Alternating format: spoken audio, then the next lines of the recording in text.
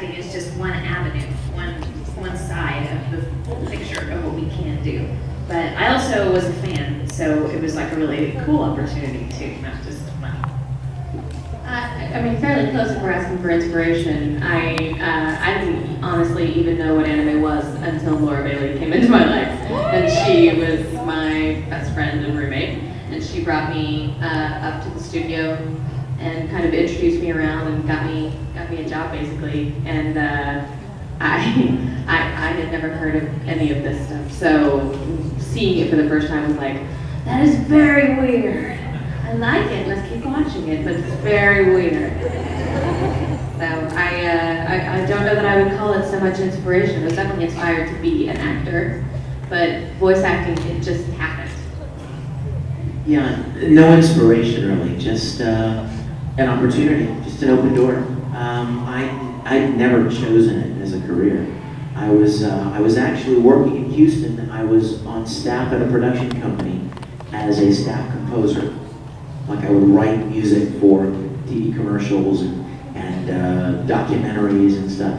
And then I went out on my own and I was doing it for myself and doing the things that, the other things that I do, video production work and stuff. And I met this guy on a video shoot named John Grimion. And John said, hey, you've got a lot of experience in acting, don't you? And I said, yeah, I've done a lot of theater and stuff. And he said, you want to come and audition for this little place in town that does this Japanese animation stuff. And they need actors. And you know what, at the time, I'll be honest with you, at the time, I wasn't like, how much does it pay? I mean, I was just like, really, that sounds fun. So I went and did it, and then the next show came up, and I got to do more, and just kept doing it. And this, you guys, this was at a time when anime was not really big at all. It had not yet exploded. It just kind of been everywhere. So it never occurred to me that it would ever amount to anything. It was just a fun little kind of side thing, like a little niche, a little subculture of people that enjoyed this particular style of media and this medium. And so we did it for a few years, and then the next thing you know, it just kept growing and growing and growing. So it was really just an open door that I stepped in, and never imagined it would be as big as it has become a part of my life. Well, when I got my first part, I was 9 years old. So, needless to say, I was born like, I will be a voice actor when?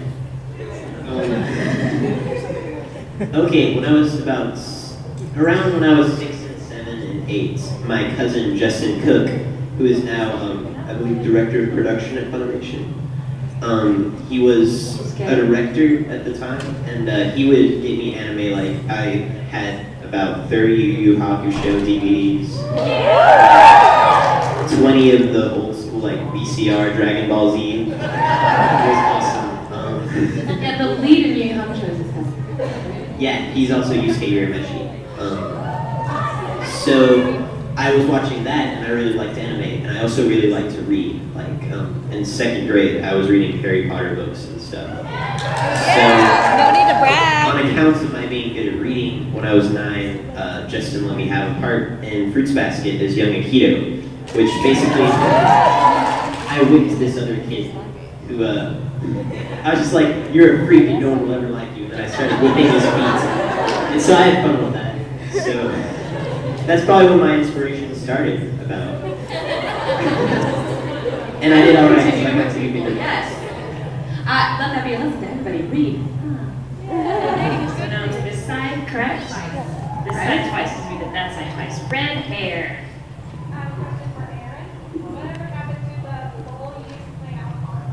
Mike McFarland has it. He's kidnapped it. We should all storm his house.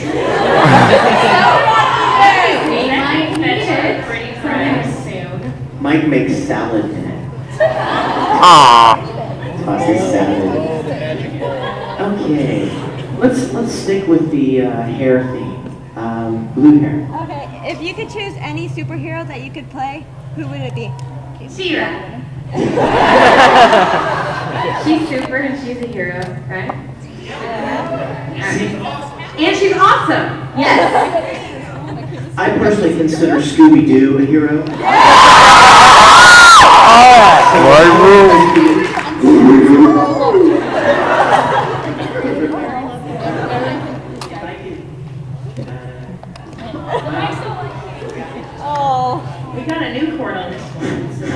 Hey, that would work back. Maybe? Yeah. It's on, it's Okay. not loud. If I can make up a superhero, I came up with this yesterday at the airport, okay? This is gonna be. Balance Boy. Now at first, Balance Boy sounds like a really lame superhero. I mean, like what? He doesn't fall very much. But then you can add dimension to his powers. He can take other people's sense of balance away, like they've been spinning around in circles Ah, so they attack for him 10 and fall minutes. They down. attack him, they're like, whoa! Did you come up with that after having tripped? Yes. I'm mind reader girl. I kind of thought I said Sailor Moon. She's a superhero. I did see one, but you know. And then I already got to be the most awesome female superhero ever. That's Wonder Woman. But I would love to voice her in a game or in a show or something. I think we know people who have. Tara Platt. Did your ex-wife? She was in the DC versus Mortal Kombat video games. Totally jealous. I want your plane. It's. Oh my gosh, when I would be Wonder Woman at 6, I would be standing there, me and the Justice League, and people would come up to me and be like, "Huh, where's your plane?" And I'd be like, "Oh, it's on the roof," very seriously, and they would all look. It's invisible. I am not kidding, it's never failed. And I'm not talking little kids, grown men. Hey, Wonder Woman, where's your plane? Callable. You're standing on it. Okay, we did 2 on this side now? Okay, I just picked one. So. Just back to 1 and 1. Oh, it's back and forth. So over there. Okay. Okay. Black Love. Hi. What's hi? I got a couple of questions for you and stuff. First what's your favorite, like, Phi moment or quirky thing he does? You know what? I think my favorite Phi moment has yet to be played. Oh. You know, I don't like to hear spoilers, but I've heard some. That actually leads into my next question. Uh-oh. Have you guys heard anything about, like, the state of Tokyo regulation? You know, it's funny, that was the 3rd time we've been asked that this weekend, and I had no idea you guys were all up in arms about the Tsubasa thing. I haven't heard anything. You will have heard as much as I have heard at this point. I do know that Funimation always tries to acquire the next step of whatever they're doing. It doesn't mean that they're going to get it, but I'm sure they will. So. And the last thing I want to say is that we come all the way from West Coast Florida and it's holiday. I had to bring my mom here. Oh my gosh, you're the coolest mom ever. What are your hands? Oh my gosh, look at you. My mom likes those stories. Oh, thank you. But Joey, take a turn around. Pair of jeans with a picture of her. Full Metal Mom. You are the best mom. Oh my gosh. I love moms. Well, you guys can fight later. You guys fight. Long fight. But you know what? I love to see parents that are here with their kids. I love it. I love it. I love it. My mom used to take me to Star Trek conventions when I was little.